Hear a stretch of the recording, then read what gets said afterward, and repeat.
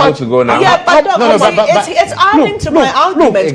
Look, even just here, look at Newman, Dakwa Newman. Yes. Allegedly, because but the NDC also spent, so let's not go into but that. you see, you have just agreed that the NDC, in the NDC primaries, they spent about a third. And I'm bringing it all down to parliamentary work. We are very conservative. Okay, let's not miss the point here. Because we know that the primary work of parliamentarians, the primary work... My question, the gentleman I lost to at the last primaries, this gentleman was sharing smart televisions. And go like the NDC.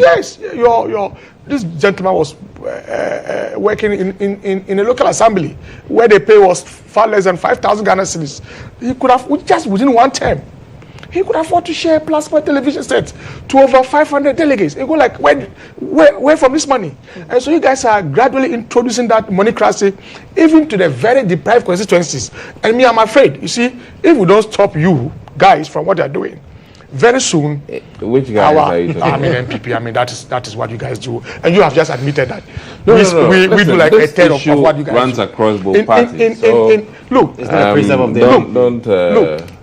I have run primaries before, and I'll tell you, at least reasonably, let's be very honest to ourselves. When delegates come to the constituency center, they want to go. We have to let them go. But even before Doug goes, I just want to find out, I will see you mount a return to Parliament. Well, I'm going to strictly, for now, still be in politics. As to what I do next, I can't be very clear. I don't know. But I will be in politics. I believe that there are so many ways to contribute to the nation, not necessarily through just Parliament. Right. That has been my opinion. Yeah. And I think I can even do far greater things than just through being at Parliament. So I'm not troubled at all. Wow. I can bounce back in a different capacity. And that is my state of mind. President Obama was a one-term senator. Others have been one term and done great things. Okay. So that is my opinion. Thank you so much. And the late Jimmy Carter. But you know he's a dove. We wish him well, but we'll come back. We'll come back. He's a dove. We need to cross over now to Parliament because Ibrahim Alassane is engaging Roxy Nelson, Eche, Dapia Mekpo. Let's listen to that now. To get any matter, depending on what the minority will come and submit in respect of these matters when they are raised. If they agree, if it's the mood of the House that our hands be stayed on these matters, so be it. But if they insist that they are not in agreement and that their will be done, they should be sworn in, we'll swear them in. But like Sanchu said in Art of War, he wins who knows when to fight and when not to fight. Yes. So today we are not in the mood to fight. Yes, because we pick our fights and we pick our moments. Yeah. Finally, we told that Speaker cannot decide on his own not to swear anybody in, regardless of processes in court. Yeah. Yes, it has to be a decision of the House. Yes, it has to be a decision of the House. So if the House makes that decision, Speaker will abide by it. If the House decides that let's proceed as if there are no contentious matters in court, we will abide by it. We heard of some legal process from Winneba. Of course. Yes. Have you heard of Yes, in fact, I forgot. So a FUTU is being added. So now we have 10 constituencies that are which seats are a subject of court actions in several courts, several high courts dotted around the country. What specifically about FUTU? Because the majority leader we told won overwhelmingly. Overwhelmingly, our candidate has gone to court. He has a course of action. I have not seen the court processes, but I've heard about it. When the bailiff came here, I got to know. So let's see how that matter also goes. Let's see how Mandai goes. Let's see how Fantiakwa North goes. Akwetia, Trobu, Ablekumanov, Tema Central, Okaikwe Central, and Fantiakwa, 31 South. 10 of them all. Yeah. The candidates for your party from these constituencies, are you expecting them here today? Well, we are law-abiding. We have advised our position in this matter. No, we don't expect to present them today. We don't expect to present, because in an attempt to present them, you generate confrontation. If the other side decides to present theirs, which may lead to some heated arguments, we will avoid it. So like I hinted, if they are minded to get the mood of the House and let's do business peacefully, well, all the good. If they decided to litigate the matter, we will not meet them with litigation. Today is a happy day. We'll fight another time. Certainly not today. What are the processes at the Supreme Court? Because we told that in one breath you are at the High Court and then now you've gone to the Supreme Court. Yes. When you are a lawyer and you are dealing with a lawless electoral commission like we have now, you cannot deploy one legal tactic. So your tactics must be deployed in an octopus manner, so that you can check, you can cover all angles. And so, yes, we are in the Court of Appeal, but we are also in the Supreme Court in respect of a certiorari application, whilst we are filing appeal. So but a good lawyer is the one who covers his grounds properly, and that's what we've done. Roxanne Nelson Dafiamekpo, Member of Parliament for South. One will argue, why not let go? You have 183 now. Let me also announce that the party has decided to maintain leadership pro tem. Pro tem means in the interim. And so our leaders, they have transitioned from being minority leadership to majority leadership in their respective roles. Pro tem until such time that the party takes a final decision in assembling a new array of leaders. The new standing orders allows the caucuses to elect their leaders. Yes. Did the NPP go foul to the details of the new standing orders by announcing Afenyo and their colleagues? Absolutely. But I don't want to make that a subject of my discussion or attention. Yes. All right. That's Roxanne Nelson Dafiamekpo, Member of Parliament for South Dai. Where are you headed? Back to the chamber. I know. But under the new administration, where are you headed? Will you be a leadership in Parliament or you join the executive? You will soon get to know. That's Roxanne Nelson Dafiamekpo. Yes. And so basically telling us that there are 1, 2, 3, 4, 5, 6, 7, 8, 9, 10 seats that the NDC is litigating. Processes have been filed at the court. Those processes have by and large been served on Parliament of Ghana. He singled out 3, of course, Techiman South, Fantiakwa North, among other places, that he feels the MPs elect so declared by the EC should not make their way to the chamber to be sworn in. But if they still go ahead, and I'm talking about the NPP presents them here, they are not going to litigate further. The NDC minority, soon to be majority today, is in a very joyous mood. It doesn't intend raising the temperature in the chamber, and so therefore it will sit by and allow the individuals, the MPs elect, to be sworn in, after which they take it up legally and ensure that the right things are done.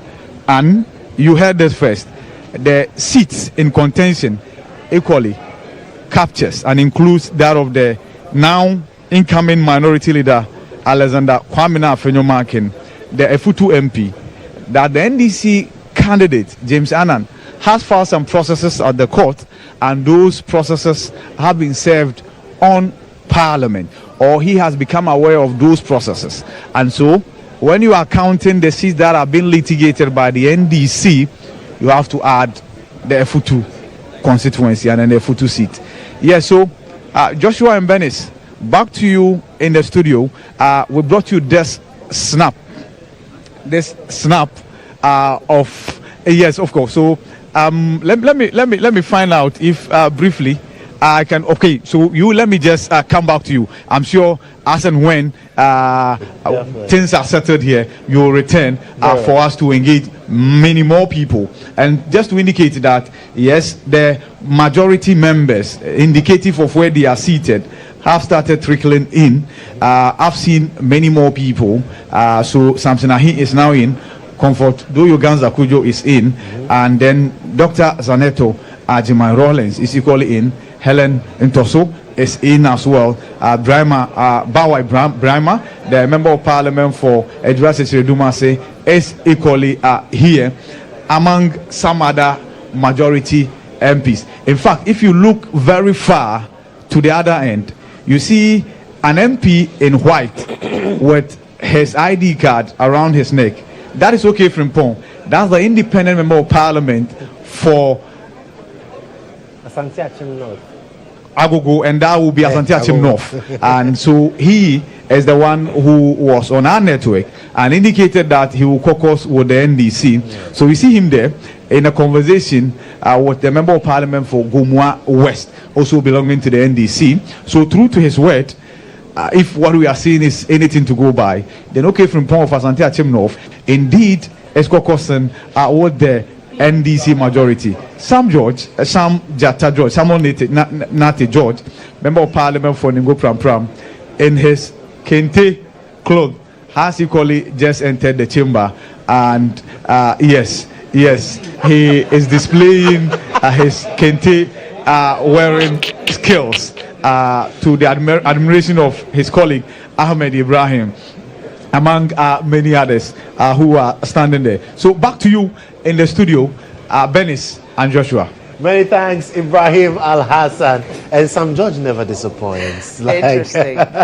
He's such a character, isn't he? But interestingly, we are being told that processes have been filed against now minority leader Alexander Komna-Penyumakin by the NDC candidate James Annan in the constituency. Quite interesting. It's very interesting. We didn't see this coming because there were a number of constituencies we knew were being contended. And it was not seen anywhere. It never came up. And so you're just hearing this rather interesting development from the majority side in the incoming parliament. This is the first time I'm also hearing of the legal action. In a future, but that is not surprising. If they think that they have some good grounds to challenge the election results, why not? Currently, as we speak, the MPP, I'm sure they are hovering around some 83, 84 members. 88 as it stands now. Yeah. The 88 would be per the declaration of the East. Exactly, and so those seats are being challenged, and we would put them around 83, 84. But don't be surprised if some more constituencies do come up for challenge. For instance, Savlugu in the northern region. I'm aware that there are some discussions to mount a challenge on the Savlugu parliamentary elections too. And I am sure that the NDC has some good grounds to make a legal a challenge from the northern region. I'm sure that there's some other constituency that if we were smart earlier, we could have also a challenge. Because when you say smart, what do you mean? Okay, so I was very involved in the Karaga elections. We were very keen to unseating the finance minister.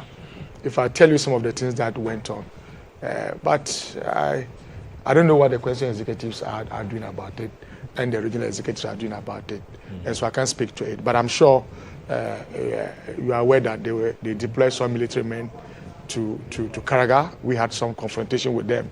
There's a video where I had a very serious confrontation with the military men in Karaga on the election day. Later we were told that there were even worse actions in some other parts of the constituency that I'm here to verify. But Savlugu, our regional executives have sent a very strong signal that will challenge that seat. And so maybe instead of 10, we can be talking about 11 or 12 soon. We want to see if it is possible to reduce them to some 75 seats or even less. But why? That's what they deserve. That's why the Ghanaian people have voted for. If it's the 2/3 majority, you have that. Oh, so if we have 2/3 and we think that we have good grounds to challenge some other constituencies, simply because we have 2/3, we should let it go, that would be a betrayal of the trust of the Ghanaian people. There are people queue to vote for you. And once you have secured 2/3 of the seats, you think that their sweat, their toil, their desire, and their wish can go to hell That's not fair to the Ghanaian people who killed to vote. And so we are not seeing the end of this. No. Anytime Don't soon. be surprised that at the end of the day, the NDC could be heading to 190 or more. Tolong, we have an issue in Tolong. You know the issue about Habib. That matter is not dead. We are poised to resurrecting that matter. There is no time bound to criminality, and we think that if we are very smart enough, there could be even a by-election in Tolong anytime soon. I mean, you know, you are aware that some legal processes had even started in the 8th Parliament that were told that they couldn't find him to serve him. Yeah. I'm sure today we can find him to serve him, because we can easily lead the bailiff to where he is. He had some executive protection. Just imagine a member of Parliament that for 4 years they couldn't find him to serve him. So we are on. So don't be surprised that from 9 we'll get to 12 or 13 seats being challenged. And we have a super majority. I'm sure currently with our 183 with 4 independent members of Parliament who have declared to do all 4. Yes, have decided to do business with the NDC. That brings us to about 187, and so we can even decide to run the 24-hour economy system in Parliament, the 3 shifts. You know, we can decide to allow only half of our members to go. Interesting. Because you need only 1/3. Yes, I know, but that would also be on a lighter note. Also be not serving the constituents. That's on a lighter note. Who would, that's on a lighter note. Just to, of course, I understand. I mean, we have but let's talk about the MP we saw just when we're leaving Parliament, clad in his kente. We've seen Sam George become a very critical voice in the 8th Parliament, leading a lot of campaigns, very forceful. One key one is the Human Sexual Rights and Family Values Bill. And we saw him so strong advocating for the passage of that bill. What are your impressions of Sam George in the 8th Parliament? Sam George is a very interesting character. I was with him in the 7th Parliament. We had some working relationship. I was with him some few days ago, and I think I don't know what would be the position of the anti-LGBT bill, because you see all bills that are still before the 8th Parliament would automatically die off midnight today, because it cannot pass on to the next Parliament. Right. But in the case of the anti-LGBT bill, this bill was passed by Parliament and sent to the presidency for assent. President Akufo-Addo, for good reasons, for reasons best known to him, not good reasons, refused to sign that bill. I don't know what would be the position of the law on that matter, whether the bill would have to start again afresh, or we're told that a new bill will be presented when the Supreme Court gave its ruling over the matter. We were told by MP Bedra that they were going to start another process. Because no, what I know for sure when the Supreme Court ruled was that, look, there's no any law for us to even interpret. It still remains an act until the president assents to it. I mean, there's nothing for us to work on. Now, when there's a bill before Parliament and the life of that Parliament expires, the bill automatically dies. But in this case, the bill is no more in Parliament. The bill is in transit to the presidency. It's hanging. It's not in Parliament. It's not also. In fact, it's at the presidency. But has not arrived. It's at the presidency now. Right. It is at the presidency. Just that President Akufo-Addo has refused to sign. I don't know what would be the position of the law. It will be very interesting to get to know exactly what would happen. What the law would say about it, whether they would have to start a new process again to be able to go through the first, second, and third reading of the bill, pass it and forward him to the presidency. I'm not too sure about it, but I think that it is one thing that people of this country would love to see President Mahama and the NDC work on as quickly as possible, because it doesn't sit well with our values, our beliefs as Ghanaians and as Africans. I have my own reason why, my own beliefs. I may be right, I may be wrong, why President Akufo-Addo was not enthused about it. In fact, some even argue that it is it's one of the reasons why they had to do with Che Mensa, because Che Mensa was very instrumental in the passage of that bill. He supported Sam George and his team throughout the process, and this didn't sit well with President Akufo-Addo and his clique, within the NPP. And one of the reasons why we are told that they had to reshuffle him out of his seat as a majority leader, it may or may not be true. But if you put your ears on the ground, you will know that Akufo-Addo to prescribe the activities of LGBT would be a very difficult thing. I'm not saying it's one. I mean, exactly. But the argument is that it has economic consequences. In fact, assenting to the bill would have affected us financially, because way? I mean, we do business with countries that have allowed things like that that believe in the promotion. Believe in the promotion. So once we are going to these countries for money, and so if we are very strict in terms of saying no to it, it wouldn't send the right message. That argument is flawed. I mean, I listened to the finance minister. I read a statement. You see, even when the statement came from the finance ministry, making same claim like this, that it wasn't signed. Not even the minister had the courage to sign that. We'll come back to that. But you see right there in your shot, some MPs on the minority side, MPs who will be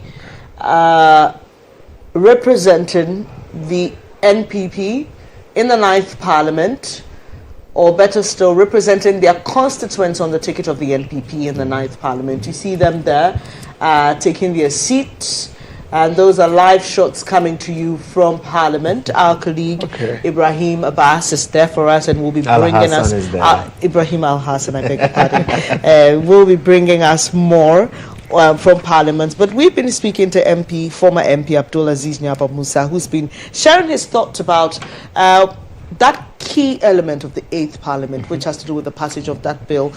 Some have termed it anti-LGBTQ bill. That's a popular. But the proponents of the bill actually say that is not what it is. They say it is promoting proper human sexual rights and family values. I agree. It's just to ensure that we do what we are known for as Africans. You see, so you before we even went on that tangent, you were talking about the fact that the economic argument. No, it doesn't make sense. No. Why? Why does it make sense to you? You see, we have our own identity as Ghanaians and Africans, right? I'm not sure when you go to US or if you go to Europe, polygamy is something that they would tolerate, because it's not part of their value system. Okay? And so to the extent that, you see, Ghana is a sovereign state. Once we agree, Parliament or members of Parliament are elected for by the people of this country. Once we take a decision, that's where it should end. Now, when you talk about economic implications, how does the passage or assenting to the law stop Ghanaians from paying their taxes? But we know that this country doesn't survive solely on taxes, on revenues. And so if you are so much mindful about the 10-20% of your funding from international sources and donors, and you are not concerned about the 80% or more of your funding that comes from your individuals, from your citizens in the form of taxation, then you are being insensitive. It is a call on us to be independent. Today, we should allow such activities to go on simply because we'll go for loans. Are we proud that we depend on loans for survival? We don't want to extricate ourselves from that tangent. And there's no even basis for it. Why? When you go to the United Arab Emirates, UAE, I'm sure there are some good facilities that we can attract if we were to do our workings well. And even in tandem with the Islamic laws and regulations, most of their credit facilities will come with no interest. You just have to use your foreign networks to be able to engage them and engage them well. We don't need, look. So you're suggesting that if we go ahead to pass this bill, we should into law, we should form an alliance with countries that are on the same tangent or have the same belief system. Let's grant that what the argument of financial implications is true. the argument of fiscal implications is true. There's an alternative route for us. But I'm saying that even that argument is flawed. Why? If you go to the capital market to borrow $1 billion and you pay interest to the one lending you the money, what is the person's interest in you having a law that prescribes activities of LGBT or not? The person doesn't care about it. The person doesn't care about it. And so that argument is flawed. I am telling you that the existing regime led by President Akufo-Addo, there was no way they were going to assent to this bill. Put your ears on the ground and you will know that they are more amenable and amenable to the activities of LGBT. That's things we can say on live television. But I can see there's no way Akufo-Addo would have assented to that bill. You know, you don't disown. He says he doesn't have a problem with the bill. Listen to the man. Listen, look. President Mills was very clear when the issue came up for discussion. Very, very clear. President Mahama was very, very clear when the issue came up for discussion.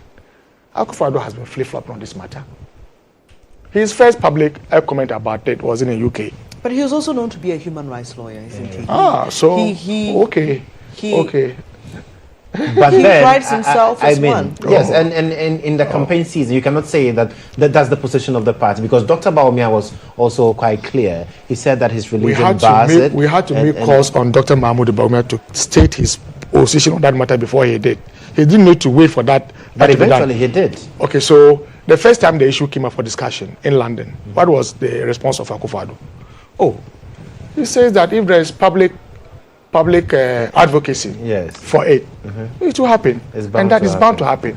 And gave examples of his youthful days in UK when activities of LGBT was even non-existent, and today it happens everywhere in Europe. And so that was his first stance on that matter. That all that we needed in Ghana to get the activity regularized was advocacy, and